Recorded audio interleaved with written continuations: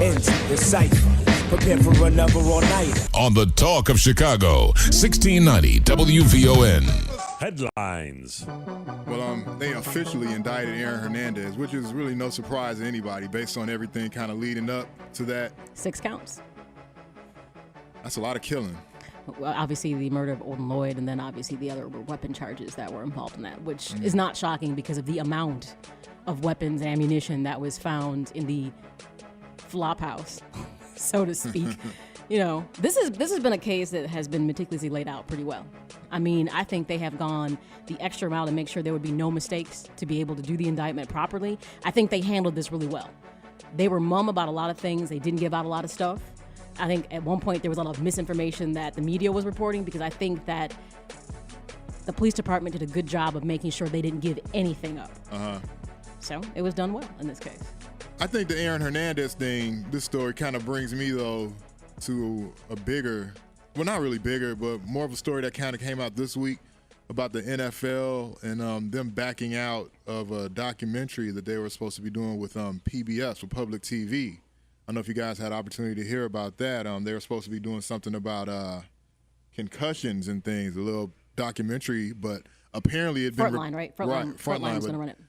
It's been reported that the NFL approached ESPN about their involvement in this, and they weren't happy with some of the stuff that was being said. And so in response to that, ESPN backed out, even though they said that wasn't the reason. To me, it was an interesting merger to begin with, to do a documentary. I mean, because how Frontline often approach and does things. I mean, ESPN kind of has their own formula they do, like on Outside the Lines and things like that. So they kind of already do those type of commentaries on their own. PBS generally will take a very non-biased and hit below the belt to report, because it's honest, real reporting.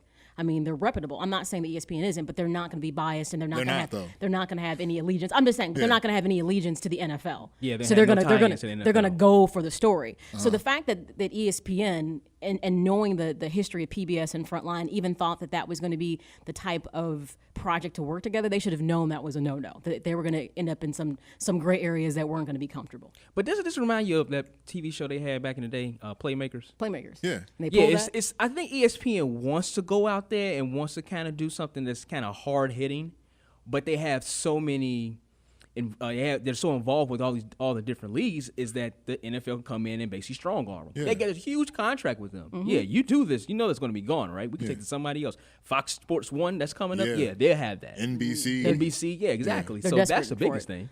So, but I think that's a long way of me saying that. Remember when we were talking about the whole Aaron Hernandez thing when that first dropped, of how the NFL was kind of, trying to control the information that was being put out about this case. But understandably, they should.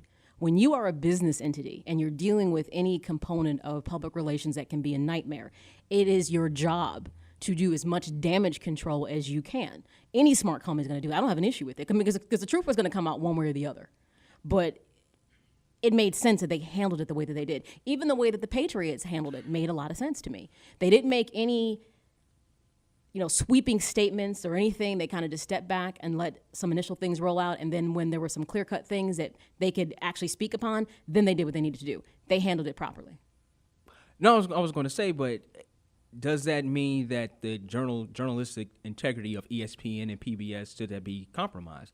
ESPN should still be able to report. That's what they're supposed to be doing. They're supposed to be reporting the news. ESPN is known for, even within their commentators, there is a very short leash on how much of that commentator's opinion, unless you get to like the reporters or Outside the Lines, that can really be put out there on air.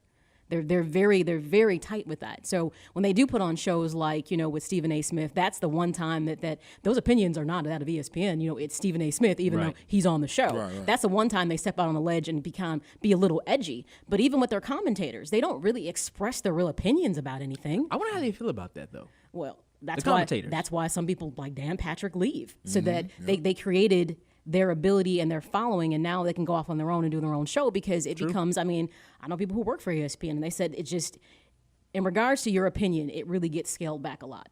Because if it doesn't fit with the companies, what they believe is appropriate, how they want to report, it doesn't go on air. So in a sense, they're kind of getting a taste of their own medicine with the NFL kind of stepping in here and doing what they're doing to them.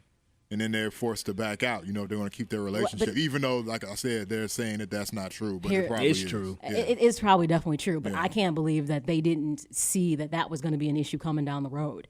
I would have told them that, like, what PBS does and what you do are two different things, and this is something you don't want to be involved in because it doesn't give you the ability to really. How they report stuff, anyways, is very biased. I might be naive, but I find that amazing that sports entity, even though it is the NFL, has that type of power where they can kind of control what comes out as far as murder investigations and news into the regular mainstream media, like what they did with the whole Aaron Hernandez thing. Yeah, you're a little naive there. In the famous words of Wu-Tang Clan. Hey, Wu-Tang Clan ain't whatever. Not that, huh? Not that one. Cream. Okay.